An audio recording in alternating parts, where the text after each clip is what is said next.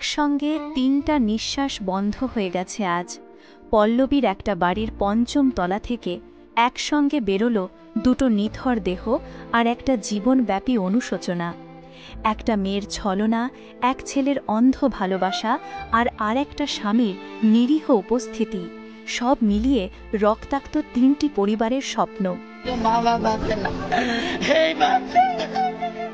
বিয়ের কথা গোপন রেখে সৌদি প্রবাসীর সঙ্গে প্রেম করেন দোলন আক্তার দোলা নামের এক নারী। অতঃপর বিয়ের কথা জানতে পেরে প্রবাসী গাউস মিয়া প্রেমিকা দোলা ও তার স্বামী নাজমুল হোসেন পাপ্পুকে হত্যা করেন।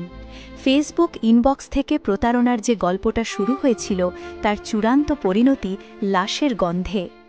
গোপালগঞ্জের মেয়ে দোলনা আক্তার রাজধানীর উত্তরা ইউনিভার্সিটিতে এলএলএম করছেন। সাবলেট থাকতেন মিরপুর ১১ নম্বরে একটি ভবনের ৫ তলায়।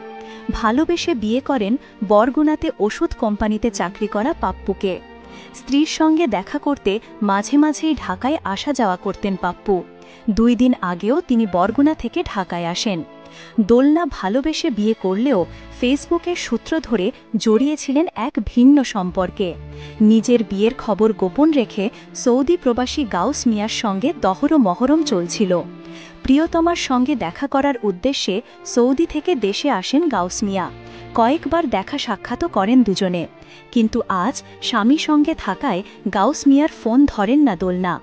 এদিকে গাউস মিয়াও জানতেন না দোলনা বিয়ে করেছেন আগেই। ফোন না ধরায় পূর্বে দেওয়া ঠিকানার সূত্র ধরে দোলনার খোঁজে আসেন গাউস। এদিকে সকালে বাসার বাইরে একটি খাবার হোটেলে নাশতা করতে গিয়েছিলেন দোলনা ও তার স্বামী পাপ্পু। গাউস মিয়া তাদের দুজনকে একসঙ্গে দেখে অনুসরণ করতে থাকেন। দোলা ও পাপ্পুকে একসঙ্গে বাসায় উঠতেও দেখেন তিনি। বিষয়টির খোঁজ করতে গিয়ে জানতে পারেন দোলা আগেই বিয়ে করেছেন। এতে ক্ষিপ্ত হয়ে বাসা থেকে দুটি ছুরি নিয়ে দোলার বাসায় যান গাউস। পরে দোলা ও তার স্বামী পাপ্পুকে কুপিয়ে হত্যা করেন।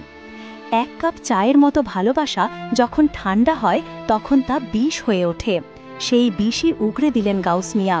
যদিও ভালোবাসা কখনো খুন করতে শেখায় না।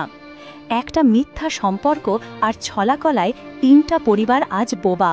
এই ঘটনা কেবল প্রেম ঘটিত নয়, এটা সততার অভাব, আবেগের অন্ধত্ব আর সম্পর্কের দায়িত্বশূন্যতার এক রক্তমাখা দলিল। বাংলাদেশের প্রেক্ষাপটে মারণাস্ত্রের চেয়েও ভয়ঙ্কর হয়ে উঠেছে পরকীয়া।